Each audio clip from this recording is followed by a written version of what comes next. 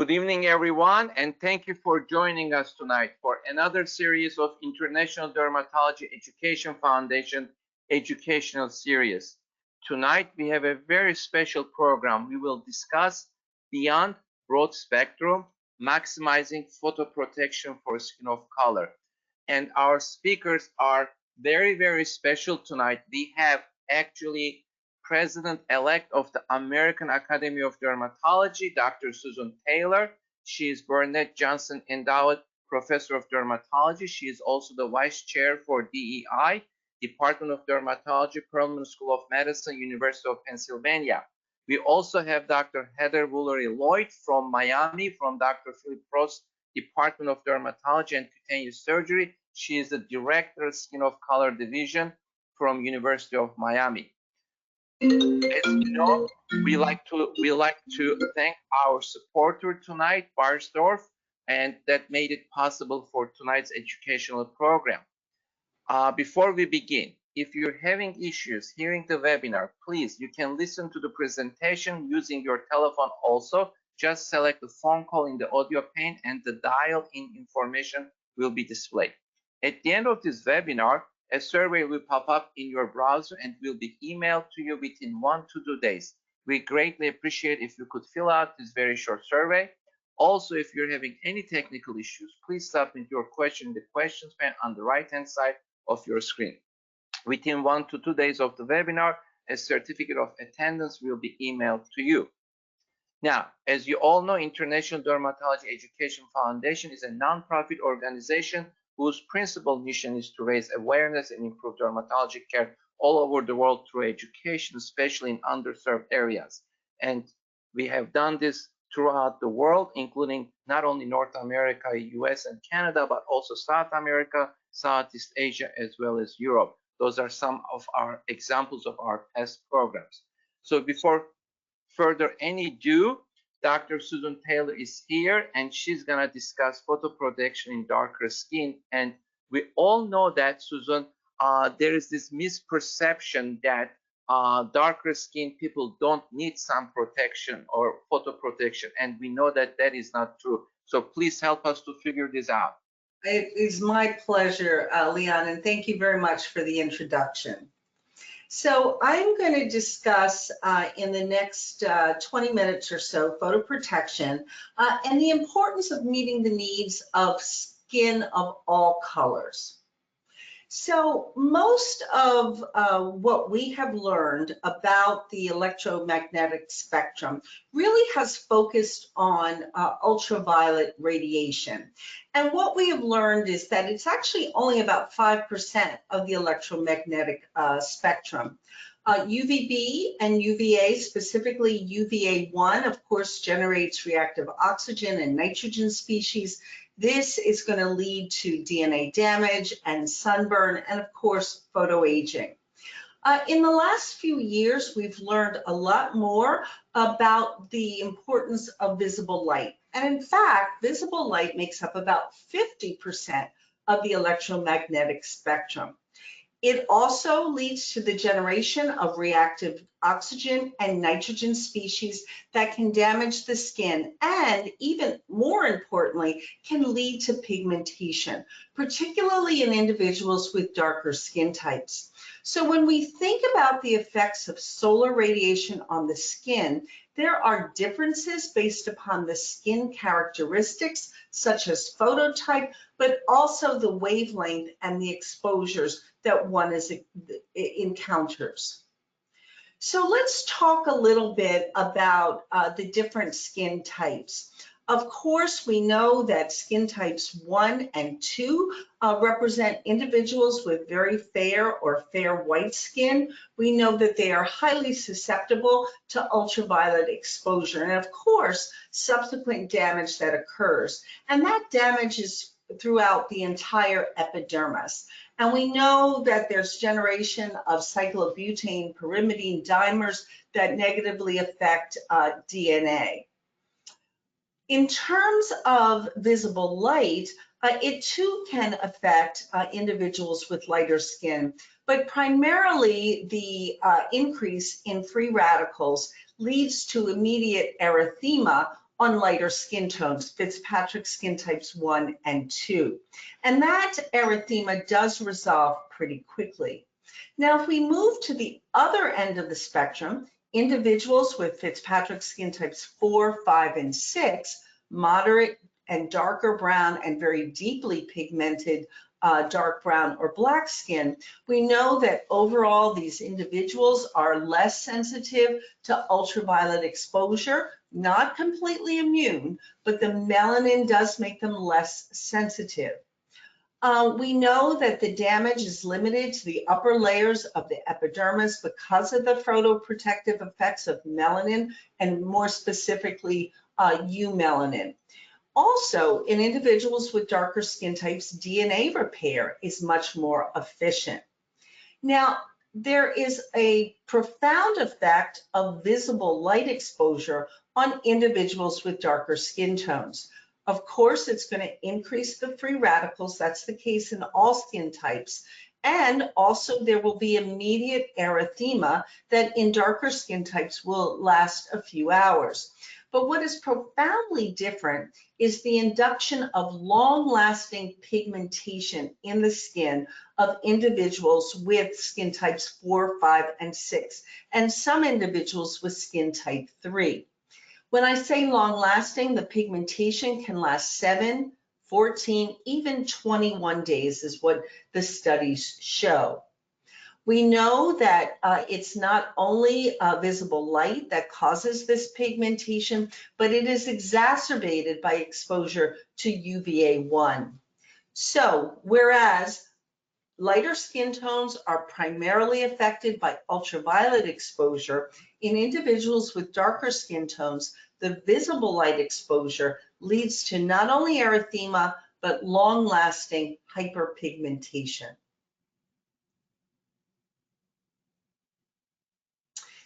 We also know that visible light penetrates much more deeply into the skin. It can, as I said earlier, lead to the generation of reactive oxygen and nitrogen species, photoaging, and pigmentation, as I went through. Now, when we think about sunscreens, our broad spectrum sunscreens have a critical wavelength of 370 nanometers or above. So what that means is that our broad spectrum sunscreens are going to block primarily ultraviolet B light and UVA2. It does not provide protection to UVA1 or visible light, both of which enhance pigmentation.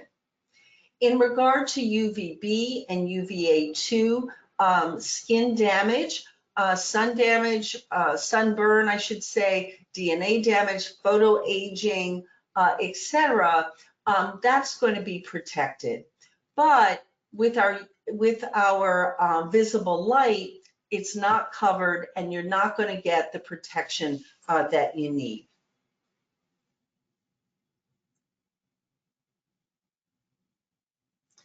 One second. Here we go. So let's talk a little bit about visible light. We know it has a wide span, anywhere from 400 to 700 nanometers on the electromagnetic radiation spectrum. It's divided by wavelengths and colors. The spectrum is a continuum from tail end of long wave ultraviolet A. Now, the wavelengths that we are most interested in, concerned about, and have studied are the wavelengths in around 400 to 500 nanometers, and that's in the blue purple range, and that's the range that's going to lead to that long-lasting pigmentation. Now, we also know that there are other sources of visible light that we're exposed to on a daily basis. These include LEDs, light-emitting diodes, flash lamps, computers, televisions, and cell phones. And what the latest research has indicated is that these sources are really negligible and have a negligible effect on the skin.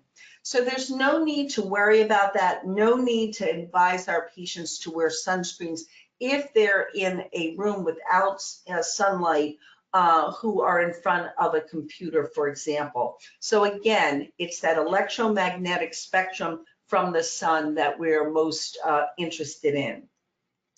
Now, all skin types, as I said earlier, Fitzpatrick Skin Types 1 through 6, with the exposure to visible light, will have transient erythema. It's the post-inflammatory hyperpigmentation that's exacerbated and prolonged in our Fitzpatrick Skin Types 4, 5, and 6, and some skin types 3. This is due to an inflammatory response that stimulates the melanocytes via reactive oxygen species. Now, it's not only post-inflammatory hyperpigmentation that we must be concerned about, but also melasma. Melasma is exacerbated by visible light exposure in Fitzpatrick Skin Types 3, 4, 5, as well as 6. And some photodermatoses like solar urticaria, chronic actinic dermatitis, polymorphous light eruption, and cutaneous porphyrias can be exacerbated or induced by visible light. So it really plays a very important role, a role that we've not until recently begun to understand and pay attention to. Now, let's shift a little and talk about antioxidants. We're all well aware that antioxidants prevent sun damage. With ultraviolet and visible light exposure from the sun, a molecule becomes excited, free radicals are formed, and that's going to ultimately lead to skin damage.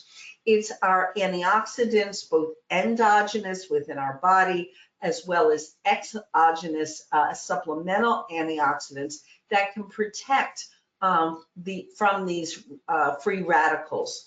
So in regard to endogenous antioxidants and free radical scavengers that have evolved to protect the skin from environmental stimuli, there's glutathione that we all know, uric acid, alpha tocopherol, squalene, and coenzyme Q10.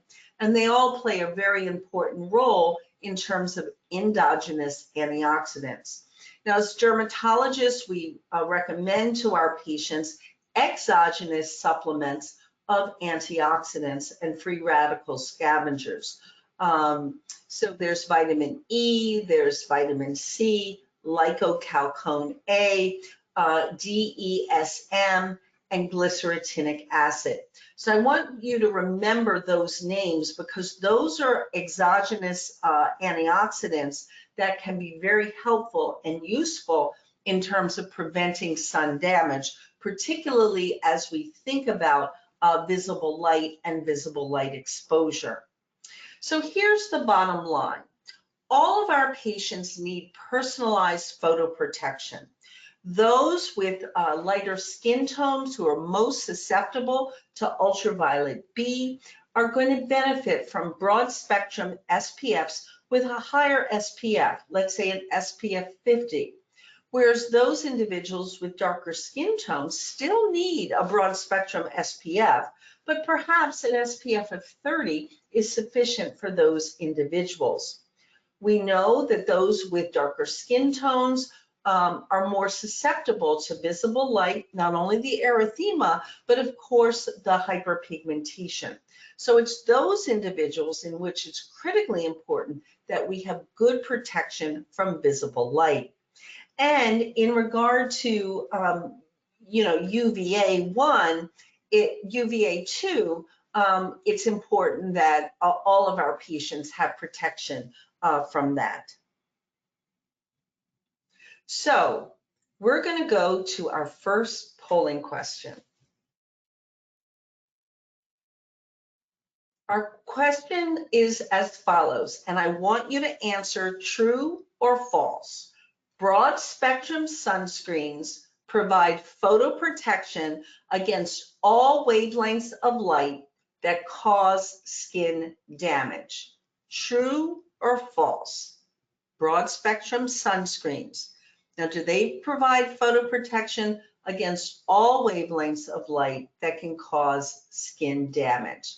I'm going to give you a few minutes, a few seconds, I should say, about 30 seconds to answer that question. And I want to say that for all skin types, it's very important that our patients wear broad spectrum sunscreens.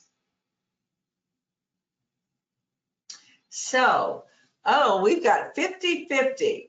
Half of you thought it was true that broad spectrum sunscreens provide photoprotection against all wavelengths of light that cause skin damage. Dr. Kircik, come back in. So we have a very divided country. We do indeed, in more ways than one. So what do you think? I think it does. Yeah, one of the points I made, hopefully, that half of the group clearly understood is that our broad spectrum sunscreens are not going to protect from visible light, right? So it's not going to protect from all wavelengths. Remember that visible light wavelength is from 400 up to 700 nanometers, but we're most interested in the blue purple spectrum, 400 to about 500. And those broad spectrum sunscreens with SPF 30 or higher, it's not going to protect those patients, particularly those skin of color patients who are susceptible to post-inflammatory hyperpigmentation and melasma from that visible light. So that's why that question, the answer to that question is false. So congratulations to the half of you who got it. It was a tricky question. Who set that up? I bet you did. Well, I think we get the point now, so thank you. I think that was very helpful, and I really think that the fact that how it affects the skin of color, and but then again, everybody gets the free radicals, right? With the that was amazing on that chart that you had, how it affected different types of skin color, right? That regardless, everybody gets the free radicals. Right. So both ultraviolet light, B and A, and visible light, A and visible light, all can result in the generation of reactive oxygen species, reactive nitrogen species, hence free radicals, right? Yeah. So, we have to protect from both. So there are misconceptions, in summary, on the need for photoprotection for skin of all colors, and that remains a barrier to use of photoprotection in the US. So many of our patients, and I'm sure every day you'll have a patient of color who'll say, I don't really need to use any sunscreen. That is false. All of our patients need to use sunscreens. So in contrast to ultraviolet radiation, the impact of visible light on human skin is only beginning to be understood, although we have made great strides, as I said, in the last few years. Now, unfortunately, the current FDA regulations for photoprotection really only focuses on those broad spectrum ultraviolet radiation. It doesn't provide guidance. The FDA does not provide guidance on photoprotection against visible light induced free radical damage. So this leaves a critical gap in photoprotection, particularly for our skin of color patients, those with Fitzpatrick Skin Types 4, 5, and 6. We know that there's increasing knowledge and data about the impact of visible light on the skin, particularly erythema, certain photodermatoses, hyperpigmentation, as well as melasma. So recent advances in understanding the role of visible light induction of reactive species has opened the door to a really good design of the next generation of sunscreen products that defend against both ultraviolet as well as visible light induced sun damage. So with that, I want to thank you. I also want to welcome my colleague, Dr. Heather Woolery-Lloyd. As you know, she's director of the Skin of Color Division at the Philip Frost Department of Dermatology and Cutaneous Surgery at the University of Miami Miller School of Medicine. And Dr. Woolery-Lloyd is going to really take us to the next level. We know the gaps, and now she's going to help explain how we close those gaps in regard to sunscreens. Dr. Woolery-Lloyd, welcome. Thank you. Thank you so much for that lovely introduction. And I am going to change gears, as Dr. Taylor said, and go into the research behind products. So there is this gap that we see here with visible light and the long wave UVA light and how it promotes pigment. It's a big driver of pigment, especially in our skin of color patients. So I'm going to present some research that I know will be interesting to all of you on how we can address that with products in the Eucerin line. So this is the agenda for my talk. I'm going to talk a little bit about Beiersdorf. If you're not familiar with the company, it's a very important historical company in dermatology, and I want to just tell you a little bit about it. We'll talk about photoprotection and specifically the products that address these concerns that we just learned about from Dr. Taylor. So Beiersdorf, I was very fortunate to be able to visit their headquarters. This is a global company and it's located in Hamburg, Germany. It was actually founded in 1882, and I find it very interesting that it was founded by a dermatologist and a pharmacist. And the reason why I find it so interesting is obviously I'm a dermatologist and my husband's a pharmacist, so I think that was a really dynamic duo, another dynamic duo. And they founded this very important company, global dermatology company, with just such incredible innovation over the last 100 years or over 100 years. So it's something that I think is important, you know, the history, understanding the history of dermatology and the history of these companies, to know that it was really founded based on science. So there are core brands that we're very familiar with in the US, which include Eucerin, Aquaphor, and Nivea. And of course, Nivea was the flagship brand. You know, it's an international brand, Nivea is. And then recently, Beiersdorf acquired Coppertone, and really we're talking a lot about sun protection, and Coppertone obviously has been a leader in sun protection and the science behind sun protection. So they really leverage that to use that to develop these really great products that we're going to be talking about tonight. Also, there's a brand called Hansaplast, which focuses on wound care, and then La Prairie. But when you look on the right side of this slide, there are many other companies. This is a global brand, you know, all over the world. And some of the names on that right side of the slide you may not recognize, but are, you know, distributed all over the world. This is a company that's based on science and research with over 1,700 studies with more than 44,000 international participants. So when a product comes to market, there's really a lot of research that goes into the development of that product and really choosing the best product to come to market to address the needs. And we're going to be talking about sun protection today. So Eucerin Sun, the line of products, really offers options to fit all skin types. And I was going to jump into it, but first we have our first polling question. So let's go first to our first polling question. And it's focused on photoprotection and what you recommend. So when recommending photoprotection products, what do you consider to be the most important aspect of that product? I'm so curious to hear your answer. Your own personal preference, the aesthetics like blendability, availability and affordability, proven clinical efficacy for photoprotection, or formulation and ingredients. So of these options, which is the most important for you when you're recommending a product for photoprotection? I think I know my answer, but I'm very curious to see what everyone says. It was kind of a mix, and if I see, it looks like there's a tie between aesthetics and proven clinical efficacy, which is exactly what I think. Those are the two things that I find the most important too. Obviously, we want that clinical efficacy, but patients have to want to use their sunscreen too. So Dr. Kircik, what do you think? I would also say ingredients, right? I am the vehicle matters person, so the ingredients are also important. But I think all of them are really important when you're looking for a product for your patient or for yourself. When you're in the store, right, looking at the shelves, you want all those things that that addresses all those needs. So all of them are important. But I think this is a little bit an easier question, right? It's a very subjective one, unlike the first one. Exactly. But yeah, I agree. I think that, you know, ingredients, I love research. I do clinical research, so that's, you know, very, very important to me. But when it comes to sunscreen, aesthetics really are important because people really want to, they have to want to put their sunscreen on every day for someone to use their sunscreen every day. Absolutely. All right, so now I'm going to move forward.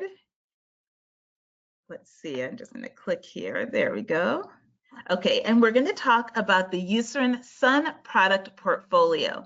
So there are many different products that you can see on this slide, and we're going to go into each of these individually. But the one thing I want to focus on this slide is that they all contain the 5 AOX Shield, which is a proprietary blend of 5 antioxidants. So there's lycocalcone A, which is a licorice derivative, and also glycyrrhetinic acid, which is also derived from licorice. And then Oxynex ST, which is another antioxidant. And then vitamin C and vitamin E are the ones that we're very familiar with. So this combination, this proprietary combination of these 5 antioxidants play a really important role when it comes to sun protection in the Eucerin products, because as we heard from Dr. Taylor, those reactive oxygen species that are generated not only by UVA and UVB, but also by visible light, are very important. And I think we're learning more because we saw from Dr. Taylor's lecture, we're at the beginning of learning more about visible light, but these free radicals are really important in damaging the skin and may even contribute to pigmentation. So it's very, very important to have antioxidants in sunscreen, and Eucerin really has been a leader when it comes to that. And these 5 all of their sunscreens contain these 5 antioxidants, this combination called the 5 AOX Shield. So when you think about sunscreens, we do think of 2 types of sunscreens. We have our chemical sunscreens, which you can see there on the left, and then the physical or mineral sunscreens that we see on the right. So the chemical sunscreens in Eucerin Sun Protection line include the ingredients avobenzone, octocrylene, homosalate, and octisalate. So across the line, all of the products that are chemical sunscreen contain those 4 ingredients. Of note, they don't contain oxybenzone and octinoxate. So when you think of reef-safe sunscreens, the ingredient that comes to mind for me is oxybenzone, but octinoxate is also on that list. So none of their chemical sunscreens contain those 2 ingredients, oxybenzone and octinoxate. And then when you look on the right side of the slide, when you're looking at the mineral sunscreens, they obviously are have UVA and UVB protection, 100% mineral protection with 24% zinc oxide. So that's a little more zinc oxide than you see in a typical mineral sunscreen. And that is, I think, contributes to the efficacy of these products. And then as I mentioned, that 5 AOX Shield, you see that shield in the middle.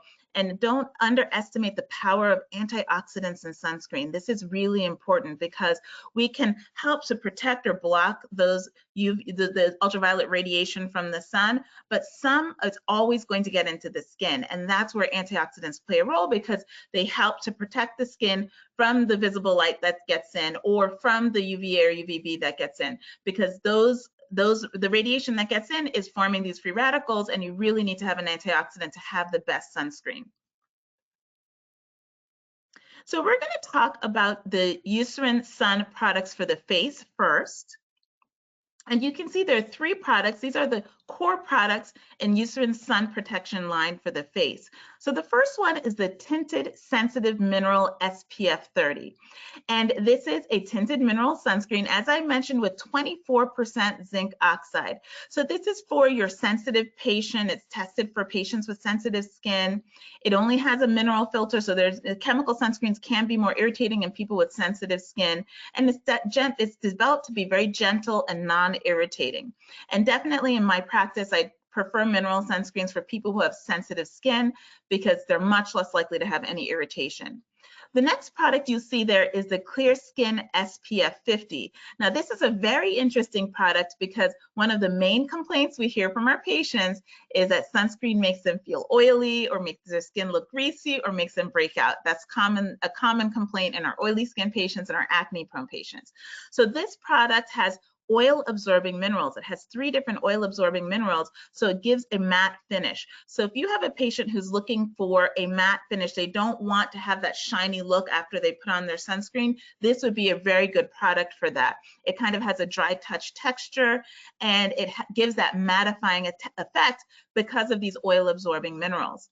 And then the Age Defense SPF 50 is a different type of sunscreen, and I think of this as like the multitasking sunscreen, because this sunscreen contains hyaluronic acid and has been shown in studies, and I'm going to show you some of those studies, to help reduce the signs of aging. So it can visibly reduce the look of fine lines and wrinkles after 1 week of continuous use. And it's something that, when we think about skin minimalism, you probably heard that term. We had this time point a few years ago where people were doing 6, 7, 8, 10-step skincare routines. And now there's this trend where people kind of want to fine tune their skincare routine and have products that do double duty. And this is a product that could do that. So if you have a patient who's interested in anti-aging or photo aging and wants to have a sunscreen that has some benefits on her skin, this would be a great product because it has hyaluronic acid and has been shown, you're going to see in some studies soon, to help reduce fine lines and wrinkles. And all of the products, let me just go back, all of the products in the facial skincare line are hypoallergenic, non-comedogenic, ophthalmologist tested. That's really important because a lot of patients complain of burning and stinging with their sunscreens. Fragrance-free, they're octinoxate-free, and oxybenzone-free. So now let's jump into the studies. I love studies. And we heard a lot in Dr. Taylor's talk about visible light and long wave UVA. What did we hear? We heard that visible light and long wave UVA can drive pigment in the skin, especially in our skin of color patients. And that kind of trick question that you had shows that traditional sunscreens really don't protect the skin against visible light and long wave UVA. So you have to use, theoretically, a tinted mineral sunscreen to get that protection. That's what we traditionally have thought. And let's look at the studies to see if there's data to support that. So this is a study that looked at this tinted mineral sunscreen. It contains antioxidants and iron oxides, and it looks at how it protects the skin from visible light and long wave UVA, and particularly they looked at hyperpigmentation and erythema in Fitzpatrick Skin Types 4-6. And that's so important because those are the patients that we're most concerned about when it comes to visible light and long wave UVA. And that's because those patients are most concerned about hyperpigmentation, and visible light and long wave UVA seems to be driving pigment in these patients. So there were 10 subjects in the study, and they used this tinted mineral sunscreen, and then they evaluated them at day 0, day 1, day 2, day 3, day 4, and day 11. They irradiated the skin with 320 joules per centimeter squared of this wavelength, these wavelengths that drive pigment, and they compared this sunscreen to some industry standards, and the control was a 24% zinc oxide SPF 50 that didn't have antioxidants and didn't have iron oxide. So that's what the control is. And then they did investigator global assessments and also spectroscopy to look at the pigment in the skin. And they did 5 measurements at all of each time point. So what did they find? So remember, the control is just the plain zinc oxide, the zinc oxide 24%. And this is what we're looking at here, is a difference in melanin between exposed and unexposed skin. So the ability to tan or darken the skin, the ability to cause pigmentation, and the next slide will be on erythema. And these results that you're looking at here are at all time points pooled. So you can see here that the test formula, which is the tinted mineral SPF 35 that I was talking about, that has not only zinc oxide 24%, but also iron oxides and these 5 AOX, the 5 antioxidants, performed better than all of the other products. These are products that are commonly available on the market. So there was a statistically significant reduction in pigmentation, specifically melanin, with the Eucerin tinted sensitive mineral SPF 35. I think this is really interesting because it shows me, or it suggests at least, that really I think the antioxidants also played a very important role. We know about tinted minerals, but a lot of these were tinted minerals, but I think adding antioxidants really gives additional protection to the skin. Now, what about erythema? you see the same trend where there's a statistically significant reduction in the oxyhemoglobin with the Eucerin tinted sensitive mineral SPF 35. So definitely something that is compelling to me as a dermatologist who treats a lot of hyperpigmentation and skin of color, because we definitely want to be protecting our patients against visible light and long wave UVA. So now we're going to change gears and look at a chemical sunscreen and see how that protects against visible light and long wave UVA. So you've probably heard that tinted minerals protect against visible light and long wave UVA because of the iron oxides. But this is different. This is a chemical sunscreen, so it doesn't have iron oxide. Let's see how this product did. So in this study, they looked at 10 subjects with Fitzpatrick Skin Types IV-VI. And they also compared to some industry standards. They looked at the patients at baseline, immediately after irradiation with the visible light UVA, day 2 and day 7. They did photography, investigators global assessment, and then 5 measurements were collected at all of these time points. So how did this sunscreen that contains antioxidants, but this is a chemical, not a mineral sunscreen, and it's not tinted. So let's see how that product did. So you can see here that this product is the Eucerin Clear Skin SPF 50 is in this column here. And you can see that the results are similar to the tinted minerals that we traditionally think work best for visible light and against long wave UVA. So this research demonstrates protection on par with tinted mineral sunscreens against UVA1 and visible light. And this is another way to look at the data. This is on day 7, looking at erythema and pigmentation. And you can see here with erythema, it's similar to the commercial tinted sunscreen.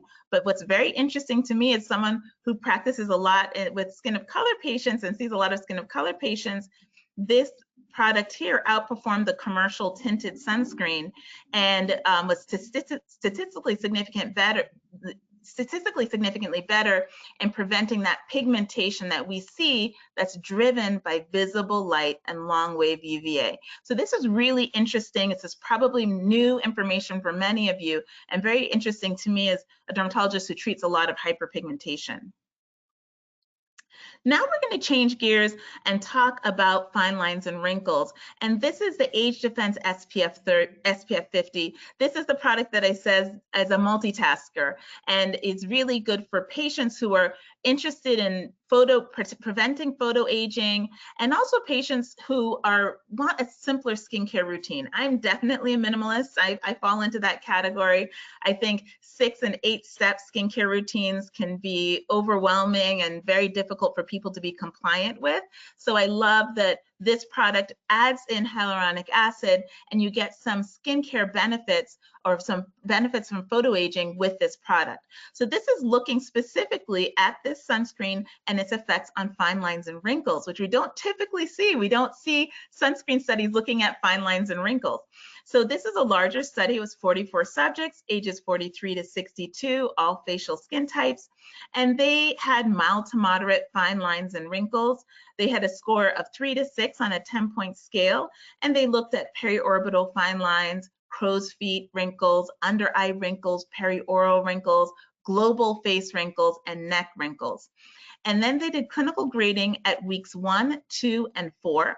And the patients were instructed to apply this product twice daily. So let's take a look at the results here. You can see that there's statistically significant improvement in the periorbital fine lines, in the crow's feet, in the neck wrinkles, and in the global wrinkles. You can see it's very significant at week 4, but you could see these changes as early as week 1. So this product is a sunscreen that has hyaluronic acid, which will help to hydrate and reduce those fine lines and wrinkles that our patients are most concerned about. And I really love it as a multitasker for someone who wants to simplify their skin routine, or someone who wants a sunscreen that has been shown to help with fine lines and wrinkles, because we don't generally see studies looking at sunscreens to protect it, to help prevent or to reduce the appearance of fine lines and wrinkles.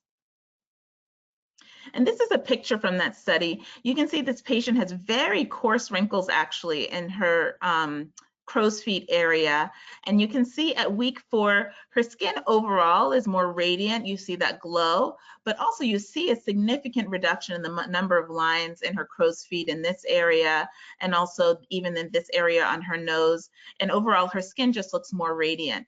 So if you're thinking about a sunscreen for patients who are concerned about photoaging, who are concerned about fine lines and wrinkles, patients who want to simplify their skincare routine, this would be a really good product because we have the data to support its use.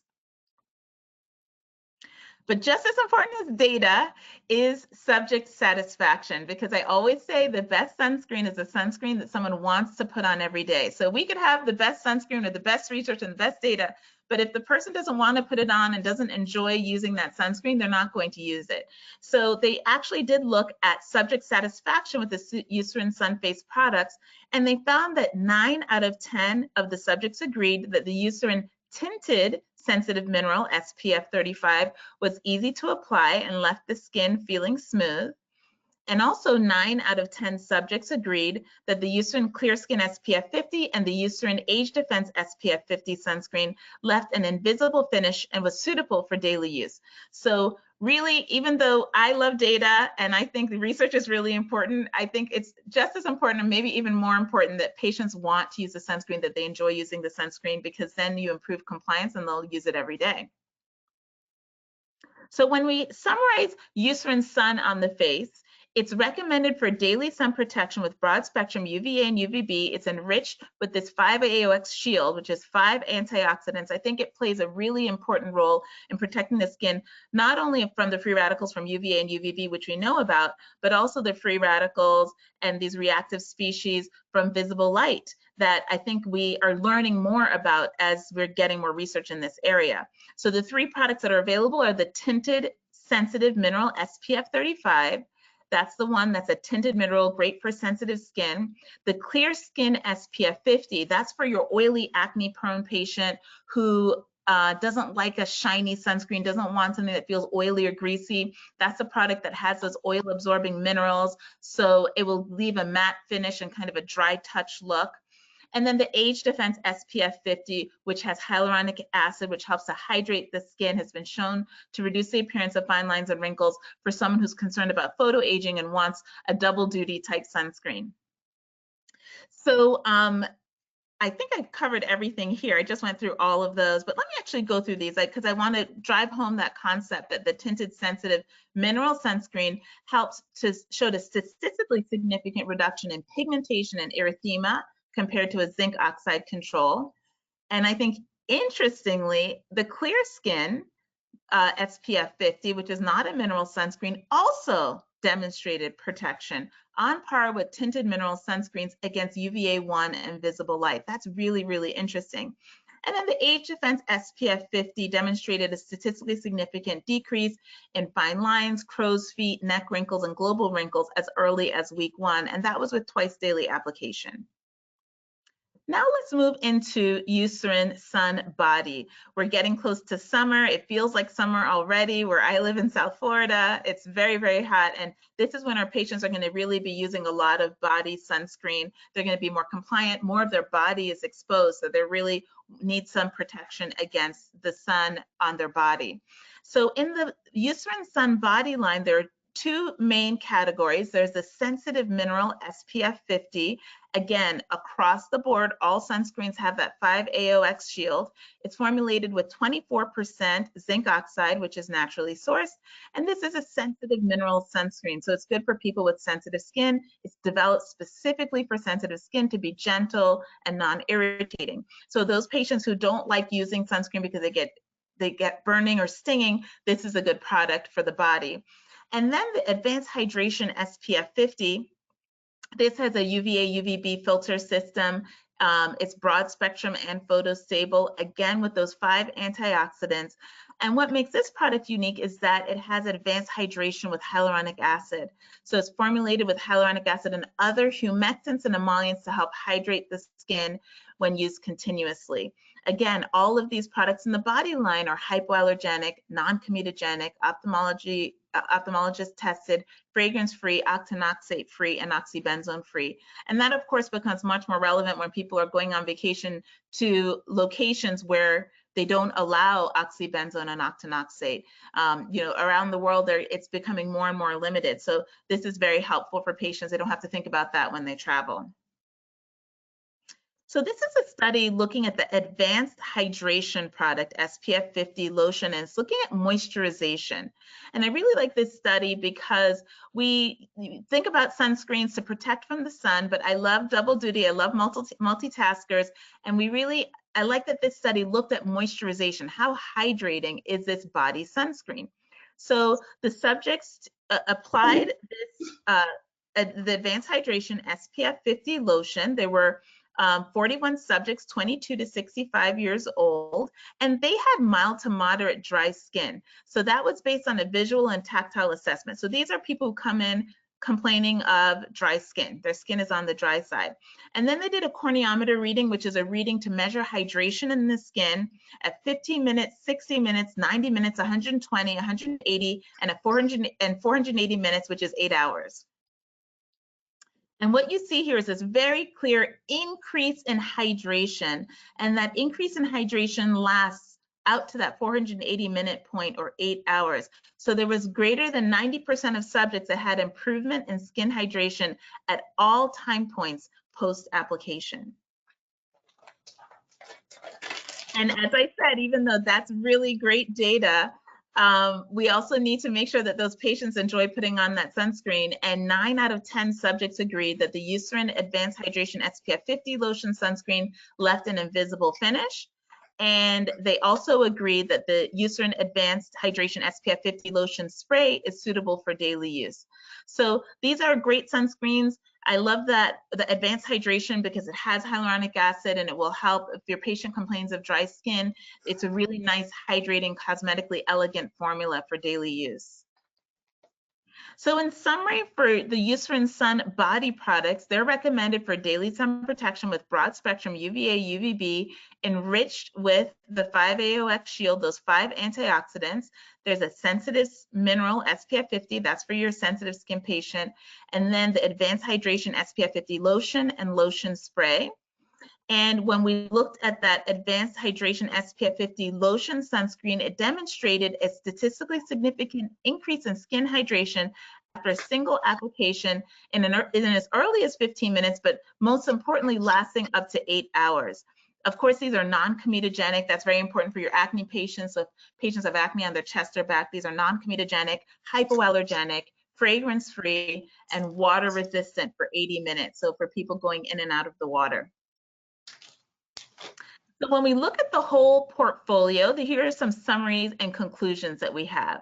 So the Eucerin Sun product portfolio leverages the expertise of Coppertone, which, as we know, is a giant when it comes to sun protection, really leaders in sunscreen technologies, and Eucerin to provide novel sun protection formulations for all skin tones with broad spectrum coverage and that 5 AOX shield, and also the additional skincare benefits.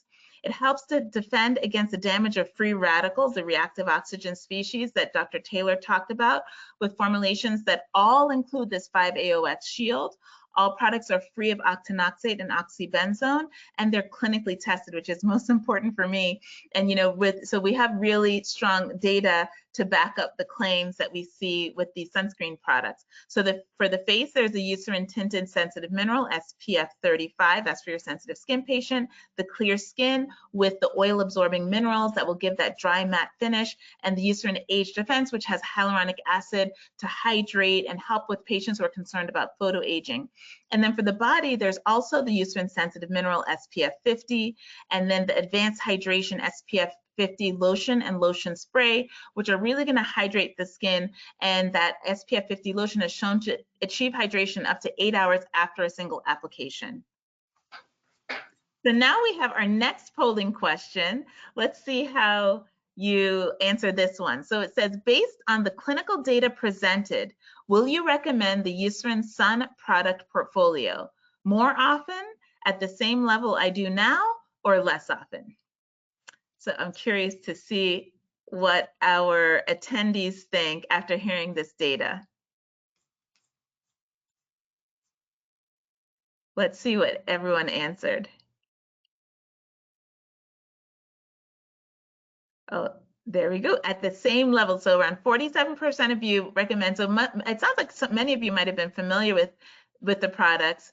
28% said more often, 25% said less often. Okay, so for the 25% that said less often, for all of you, we're very curious about this. For the polling question number 3, let's see polling question number 3.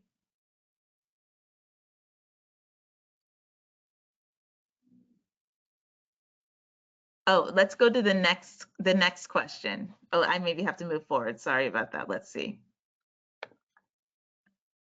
Polling question number 4. Okay, so which of the below would help convince you to recommend the Eucerin Sun portfolio with 5-AOX Shield more often?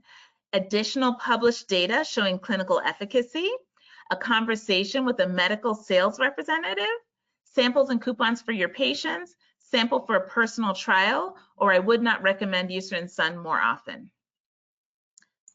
So I know what I would answer, but I'm very curious to see what everyone else would answer when it comes to this.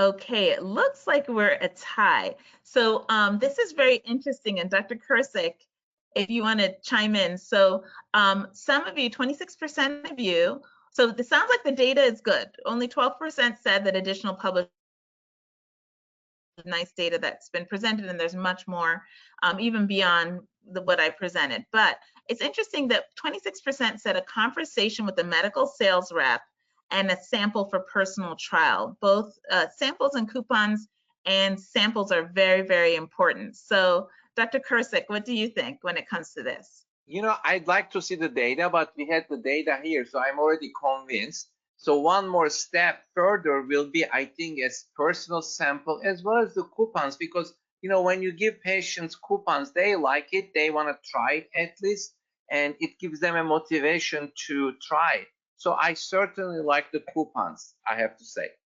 Yes, I'm very sensitive to costs in my practice. I definitely feel like coming to a dermatologist can be very expensive, so I think coupons are very helpful.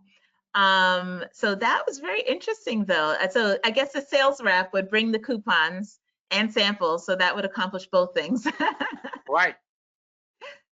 So let's move on. Let me see if I have control here. Let's move on to the next.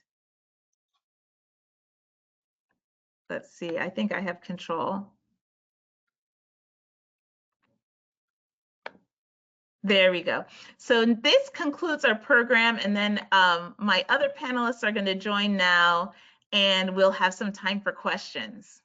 So this was amazing. I thank you both very much. I learned a lot, and I think our audience did, because it's a new concept. The fact that, you know, the perception that darker skin doesn't need sun protection, but we all actually do. We have a lot of questions, but my burning question is to you, Heather. So when you start your company as a dermatologist and pharmacist husband, is the name gonna be Woolery-Lloyd Biopharmaceuticals? Either Woolery-Lloyd or Lloyd-Woolery, who knows? Yes, I was wondering that. And I know your husband, so I think it's probably gonna be Woolery-Lloyd. I think so. It sounds better. That does sound better, I think. That's right. So let me, we have a bunch of questions. One is, and this is really a philosophical question that it applies to everything that we are doing in dermatology. In what order do you recommend patients to apply their face care products and the medicine? Is there any order? I can. Well, you go first, Dr. Taylor. Well, so the teaching has been over the years that you're going to put your medication on first, and then moisturizer, whatever. And that's what I, until very recently, counsel my patients. I recently learned that probably doesn't matter. You know, it's like either way is just fine. What's important is that they get everything on. Yeah, so I agree. I also, Dr. Taylor, first put, if they're on a prescription acne product, the prescription goes first and the moisturizer second. But I do tell my patients it doesn't matter. So if they prefer to do it in the other order, I have no problems with that. We actually even have some data that if you do the other order, if you put the moisturizer first, things become more tolerable for the patients. And it really doesn't matter on the efficacy side. The next question is, how much of a role is played by visible light in melasma for skin types 1 and 2? Well, there's some studies that have been done, and it looks like visible light probably does not have as much of an impact on skin types 1 and 2 with individuals with melasma. The studies have indicated that difference in skin types 3 through 6. Now, might individuals with very fair skin derive some benefit from protection from visible light? It's possible, but this data really supports the effect of visible light on darker skin tones. So there is a difference. Does the tinted mineral sunscreen come in different shades? Right now it's in one shade, but that shade is compatible with most skin types. So it really is, you know, I have all different shade ranges in my patient. I've used it in a lot of my patients, and it is quite compatible with a minimal, you know, because it's a bit, I always tell patients, when you have the tint, it's much less likely to cause the white cast. And then the other little trick that I'll tell my female patients is that they can even add a little concealer to their sunscreen, and then, you know, it eliminates it if anyone has. It's a little clinical trick that I tell my patients. I think the next one is for Dr. Taylor. I remember you mentioned this, but does the blue light from devices such as computer screens have any effect on the skin? So the long and short is no, it does not. There have been several studies that have looked at LED light, computer screen, telephone screen, and that amount of visible light that's emitted is negligible. So we don't have to advise our patients to put a tinted sunscreen on or you know, a sunscreen with AOX Shield on if they're in front of their devices. It's really solar radiation that accounts for the vast majority, if not all of it. This is a great question. Are these products safe for kids? If so, how young can you use these products? That mineral sunscreens can be used, they say, for 6 months and older. And the reason why people always ask, why can't we give mineral sunscreens to people under 6 months? It's not necessarily that you can't, it's that those children under 6 months can't regulate their temperature. So they should just be kept out of the sun. So, you know, I've always gotten that question, and it's not that necessarily, because we use zinc oxide on diaper rash, right? You know, that's like the treatment for a diaper rash, but it's more that under 6 months, they can't regulate their temperature, so they need to be kept out of the sun. That's really a great answer, yeah. Since it is ophthalmologist tested, then is it safe to apply around the eyelids? Yes, can be when you, that type of testing is specifically to make sure that it is safe around the eyes. So we're almost running out of time. We're at the top of the hour. So I thank you so much. This has been one of my best programs. I thank you, both of you ladies. And everybody have a great evening. And I thank again our supporter, Barsdorf. And honestly, you know what? I remember 50 years ago, my grandmother using Nivea back at home in Europe. So it's amazing that it's such a legacy product and legacy company. Also, I'd like to remind everybody, our next speaker is gonna be Brittany Craiglow for a vitiligo treatment. And that is on June 11th on Tuesday night. So again, thank you very much, everyone, and have a good evening. Thank you.